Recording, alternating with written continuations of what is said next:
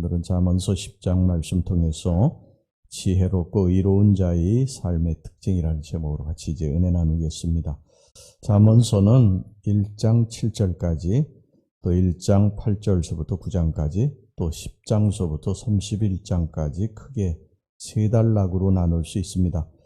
10장은 이제 세 번째 단락이 시작되는 부분입니다. 이 부분은 솔로몬의 잠언이 10장서 22장 16절까지 또 25장에서 29장까지고요. 현자의 잠언이 22장 17절에서부터 24장까지 그리고 아굴의 잠언이 30장 또 르무엘의 잠언이 31장으로 엮어져 있습니다. 그리고 솔로몬의 잠언은 편집된 시기에 따라서 솔로몬 생전에 편집된 잠언 10장에서 22장 16절까지와 그리고 이제 솔로몬이 죽은 다음에 편집된 잠언 25장에서 29장까지 등으로 이루어져 있습니다. 솔로몬은 이스라엘 통치자 가운데 가장 지혜로운 왕이자 최고로 막강한 부와 명예와 권세를 누린 왕으로 유명합니다. 그가 하나님으로부터 받은 잠언은 무려 3,000이나 되었고요. 그가 읊조린 노래는 무려 1,005수나 되었다고 합니다.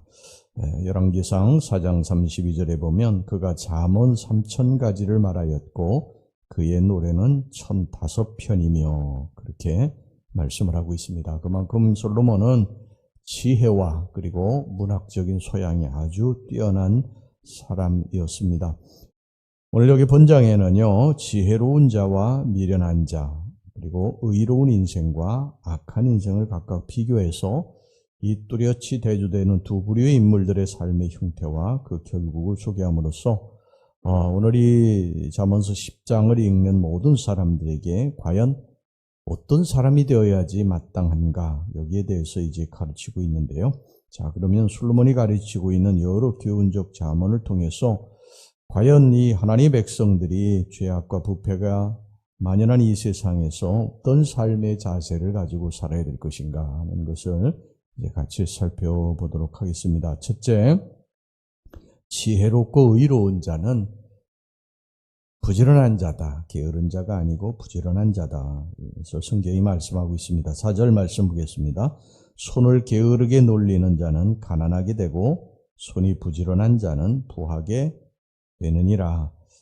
인간은 육체를 지닌 존재이기 때문에 항상 물질의 영향력 아래 놓일 수밖에 없습니다. 그러므로 부지런히 물질을 얻기 위해서 노력해야 됩니다. 배짱이처럼 게을러서는 안 되지요. 남들 다 열심히 노력하는데 빈둥빈둥 도는 것은 하나님의 뜻이 아닙니다. 열심히 일하는 것이, 열심히 일해서 돈을 버는 것이 하나님의 뜻이에요. 물론 그렇다고 해서 물질의 노예가 되라고 하는 것은 아닙니다. 물질의 노예가 되면 그때부터 우리들은 비참한 인생이 되는 거예요. 노예라고 하는 건 뭡니까? 노예라고 하는 것은 주인의 뜻대로 사는 게 노예입니다. 자기 마음대로 할 수가 없는 거예요. 그런데 우리가 물질을 주인으로 삼게 되면 내 뜻대로 하나님의 뜻대로 살 수가 없죠. 이 물질의 뜻대로 살 수밖에 없어요. 물질을 주인으로 모시고 살 수밖에 없는 것입니다. 그러니까 돈이 되는 일이면은 주인을 위해서, 돈이 주인이니까 주인을 위해서는 무엇이든지 해야 되는 게 중이니까 돈이 되는 것은 무엇이든지 해야 되는 거예요. 심지어 사람을 죽이려고 해도 죽이는 것입니다. 돈의 배후에 이 만몬의 신이 있죠. 돈을 우리가 신으로 섬겨서는 안 됩니다. 물론 물질 자체가 나쁜 것은 아니에요. 성경에 돈이 나쁘다고 말한 적이 없어요. 돈을 사랑하는 것이 일만하게 뿌리가 된다고 그랬지 돈 자체가 나쁘다고 한 적은 없습니다. 그래서 우리가 열심히 벌어가지고 하나님의 영광을 위해서 사용하는 것 대단히 중요한 것입니다. 그래서 우리 감리교를 창시한 요한 웨슬리 선생도 가능한 많이 벌어라. 그리고 많이 저축하고 많이 선한 일에 쓰라고 그렇게 말씀을 하고 있어요. 그러니까 돈 자체를 우리가 거부하고 터부시하고 해서는 안 되고 그래서 열심히 부지런히 최선을 다해서 벌고 그 다음에 하나님의 영광을 위해서 부지런히 쓰면 됩니다. 이게 하나님의 뜻인 줄로 믿습니다. 돈이라고 하는 것은 그게 사탄의 도구가 될 수도 있고요. 하나님의 선한 사업을 위한 또 도구가 될 수가 있습니다. 우리가 어떻게 사용하느냐에 따라서 의의 도구가 될 수도 있고 악의 도구도 될 수 있는 것입니다. 부지런히 돈을 버시기 바랍니다. 게을러서는 안 됩니다. 이게 성경의 지혜자의 가르침이에요. 그 다음에 두 번째 뭐냐면요. 지혜롭고 의로운 자는 우리의 언어 생활, 우리들의 입을 항상 조심해야 된다. 자, 19절에서부터 21절 말씀입니다. 말이 많으면 허물을 면하기 어려우나 그 입술을 제어하는 자는 지혜가 있느니라. 의인의 혀는 순음과 같거니와 악인의 마음은 가치가 적으니라. 의인의 입술은 여러 사람을 교육하나 미련한 자는 지식이 없어 죽느니라. 언어라고 하는 것은요, 말이라고 하는 것은 단지 입술의 소리일 뿐만 아니라 마음의 표현이기도 하는 것입니다. 우리의 마음 속에 담고 있는 것을 입으로 내는 거지요. 입 따로 마음 따로가 절대 아니에요. 그래서 우리들의 마음 속에 예를 들어서 부동산에 관심이 많고 하루 종일 부동산에 어떤 책을 읽고 무엇을 듣고 그렇게 사는 사람은 자기도 모르게 부동산에 대한 이야기를 하게 되어 있어요. 입으로. 주식으로 하루 종일 사는 사람은 다른 사람들 만나면요. 자기도 모르게 주식 이야기를 하게 되어 있어요. 사람은 그렇게 되어 있어요. 마음에 가득한 것을 입으로 내는 것이지 입으로 따로 이렇게 내는 법은 없어요. 그러니까 그 사람의 말하는 것을 보면 그 사람이 지금 무엇에 관심이 있느냐, 어떤 생각을 하고 있느냐 하는 것이 정확하게 드러나게 되는 것이죠. 그래서 어떤 사람은 입이라고 하는 것을 마음의 창이라고 그렇게 비유를 했습니다. 그러니까 우리가 입술을 정결하게 하는 것, 마음을 정결하게 해야 우리가 입술도 정결하게 살 수가 있다고 하는 것입니다. 그러니까 우리가 그저 아무 생각 없이 입에서 나오는 대로 툭툭 내뱉어서는 안 되는 것입니다. 왜 그러냐면 그 말이라고 하는 것이 그 사람의 인격이기 때문이에요. 그래서 그 사람이 말하는 것을 이렇게 보면 그 사람의 인격의 수준을 어느 정도 가늠할 수가 있어요. 그래서 말이라고 하는 것이 굉장히 우리가 조심해야 될 것입니다. 지혜자는 그래서 말을 조심해야 됩니다. 우리는 어떤 모임이나 단체나 사람들과의 관계에서 말을 잘못해서 부끄러움을 당하는 경우가 종종 있지 않습니까? 그래서 이렇게 사람들에게 쭉 보면 사람들이 말을 툭툭 내뱉는 것을 이렇게 보면 그 사람이 어떤 사람이냐, 어떤 인격을 가지고 있냐, 그 사람의 수준이 어떠냐 이것을 알 수가 있어요. 그래서 우리가 항상 말을 조심해야 될 것입니다. 이스라엘 백성들이 이 가데스 바네아에서 12명의 정탐꾼을 보냈을 때에 그들이 40일 그 땅을 탐지하고 돌아와서 보고한 것을 보면 여호수아와 갈렙 외에 10명의 사람들이 부정적인 말들을 이렇게 툭툭 내뱉는 것을 보게 됩니다. 이스라엘 백성들이 또 그걸 듣고 원망하고 불평하고 그러지 않습니까?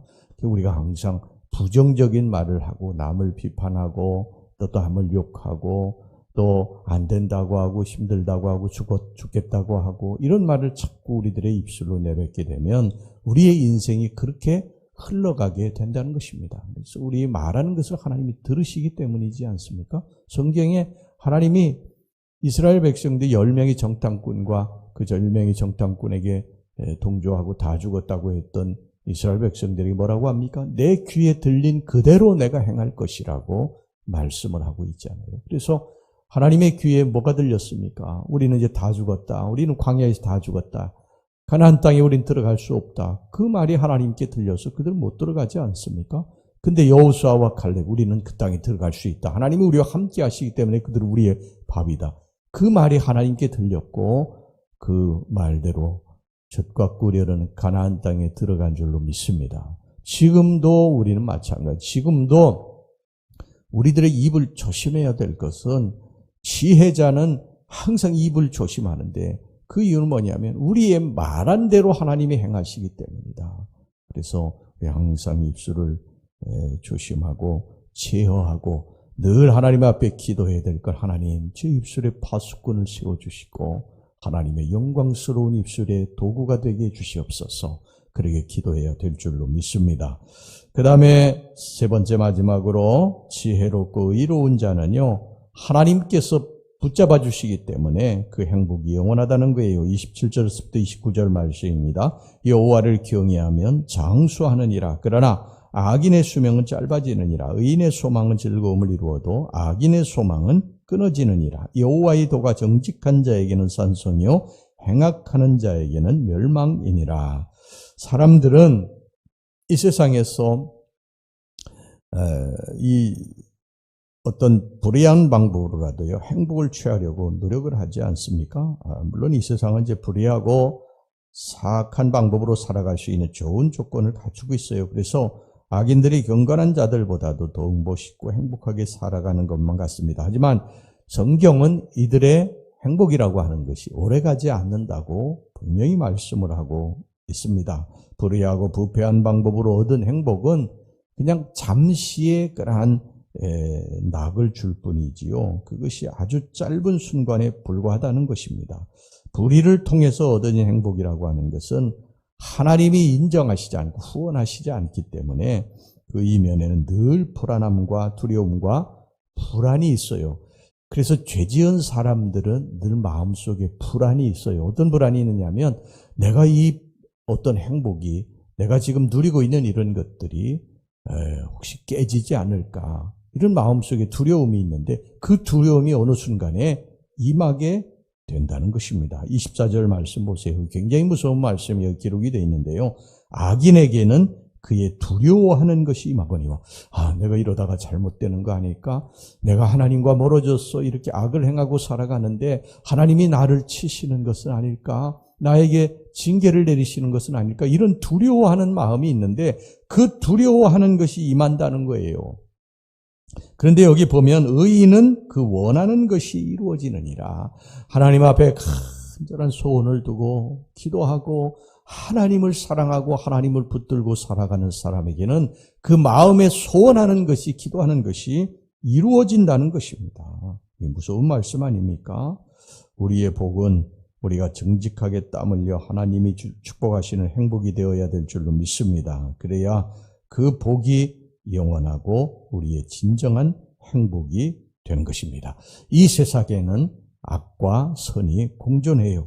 의로운 자와 불의한 자, 지혜로운 자와 어리석은 자가 공존하고 있습니다. 그런데 이 의로운 자가 또 지혜로운 자가 선택해야 될 것은 우리가 부지런해야 된다. 부지런해야 된다. 열심히 또 하나님을 의지해서 기도하며 최선을 다해야 된다. 그 다음에는 우리의 언어 생활을, 특별히 우리의 입술을 조심해야 된다.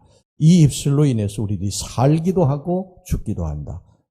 우리 이 혀의 권세가 얼마나 대단한지, 오늘 한날도 우리들이 무심코 내뱉는 말들이 반드시 그것이 언젠가 싹이 나게 될 것이다.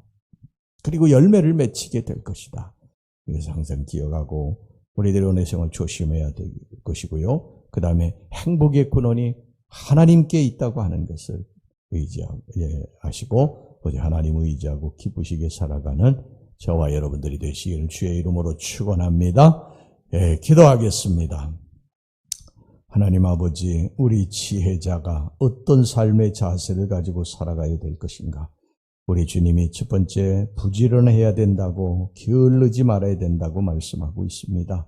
그리고 우리들의 입술에 파수꾼이 씌워져서 언제나 언어 생활이 하나님 영광을 나타내는 그러한 거룩한 입술이 되기를 그렇게 간절히 하나님이 원하신다는 사실을 깨닫고, 또 행복의 근원이 하나님께만 있음을 알고 오직 하나님을 의지하고 기쁘시게 하는 우리 성도들이 되게 주시옵소서. 예수님의 이름으로 기도하옵나이다. 아멘.